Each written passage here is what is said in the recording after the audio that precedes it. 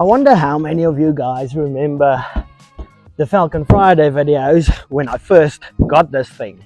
And yes, back then the AU Falcon looked way different. But at one stage I made weekly videos on this thing as well as the usual Sunday uploads. So we had my wife, the M104 Turbo Ricer Benz, and then the side chick. Now adding a random 4 to the Ricer Benz YouTube channel wasn't my best idea ever, but hey, I think this thing turned out better than I ever thought it would. So this week I decided to really look into why this thing doesn't want to run anymore. So let's get into what I've done so far.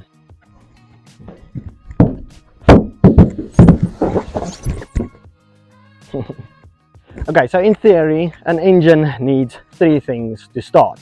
Number 1, we have air or oxygen. Number 2, we need fuel. And number 3, we need spark. And if we really want to get technical, we need compression. So that's what I did first. I removed all the plugs and did a compression test on all 6 cylinders.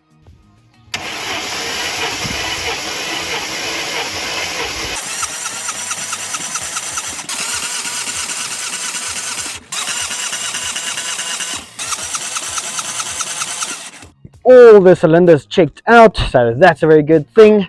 They are basically all the same, so that's perfect. Next up, I wanted to go through the wiring, fixing a few sketchy connections. Now, I'm not the tallest guy, so if you need to fix the engine, you need to become the engine. Now that the wiring is checked and double checked and gone through, I removed the injectors, just got the throttle body off, removed the injectors as well as the spark plugs. I just have this little bracket with the spark plugs. With everything open and exposed like this, I can exactly see if we are getting fuel to all the cylinders and spark. And that's where the problem is. We are not getting fuel and spark. So the power mode standalone ECU we are using, we are running wasted spark. So basically there's like 3 stages. The first stage is cylinder 1 and 6 that gets spark and fuel. Second stage is 2 and 5, and then the third stage is 3 and 4. And what I figured out, or what I saw, is that only stage 1 is like triggering. So it seems like the ECU isn't sending stage 2 and 3 signal out for the car to fuel and get spark. There's one thing left that I can try. So on the M104 Turbo, that's just standing over here, we have the exact same DFI ECU. So I think I'm going to unplug that and plug it in there. There's only one adjustment we'll have to make on the ECU, and that is the crank trigger setup. So this is a 60 minus 2, and on the Ford it's a 32 minus 1, something like that, but I know how to change it. I'm just really hoping I don't mess this ECU up as well. So the ECU on the M104 Turbo Ricer Benz is down here in the passenger footwell.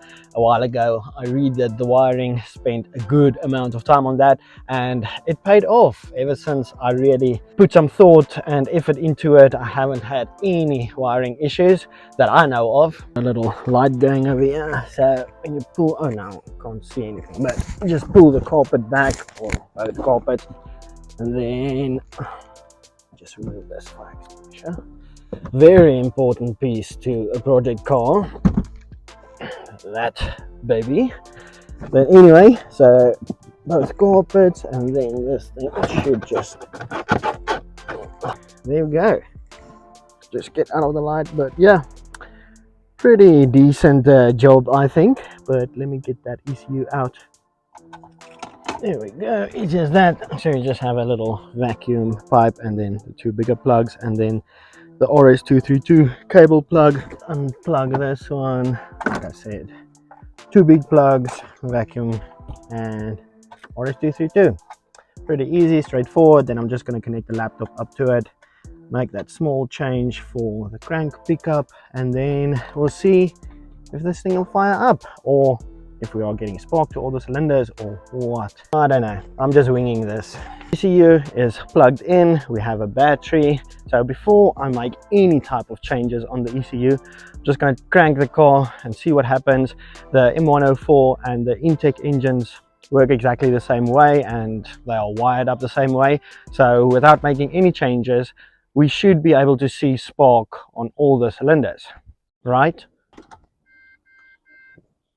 Fuel pump, we have ECU over there, And I did check, we are getting a crank signal, so I'm just going to check those spark plugs. I don't think you'll be able to see it on camera, but I'm going to check for spark. We have spark on all the cylinders.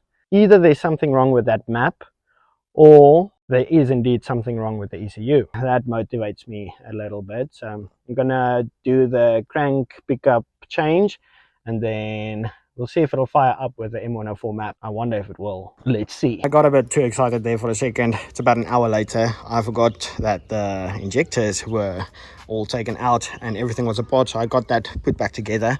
So let's quickly make the small change on the ECU. Switch it on. And 36 minus 1. I misspoke earlier, but let's see if it'll make a pop.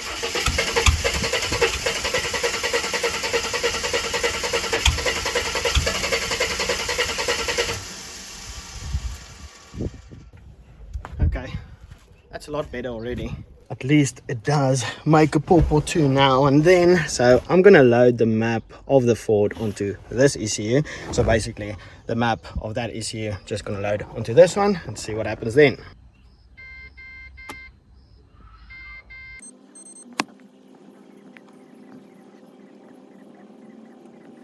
There we go, let's try it again.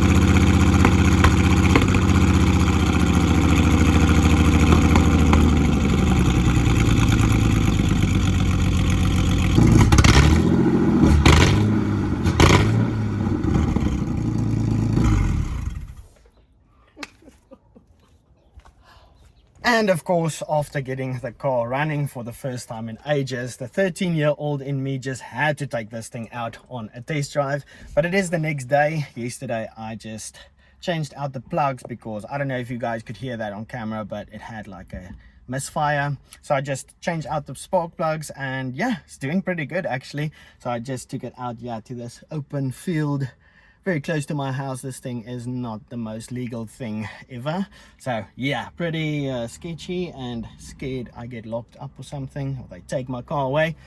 But I'll tell you what, the suspension is much better than it is before. The car drives pretty nice. It's not the stablest thing on the road. The toe end that I adjusted up front made a huge difference, and the car is a bit more stable. Still pretty sketchy. But finally, the Ford is back up and running again, it seems to be. So I'm just going to test it out a little bit over here. Nothing too serious. I'll probably make a video soon of where I really test out the new lift kit. Before I do that though, I would really like to figure out this gearbox, make it shift, because we are stuck in like third. So this thing is slow as balls. Either way, I think it's a win for this week's video. The Ford is back, baby. Really excited about that. But I think I'm going to end this video off here. I'll probably put a clip in of where I tested just a little bit at the end of this video. But for now, I think that's going to be it. I really want to check into this gearbox, make it shift. Can do some burnouts, drifting, off-road drifting. A random car.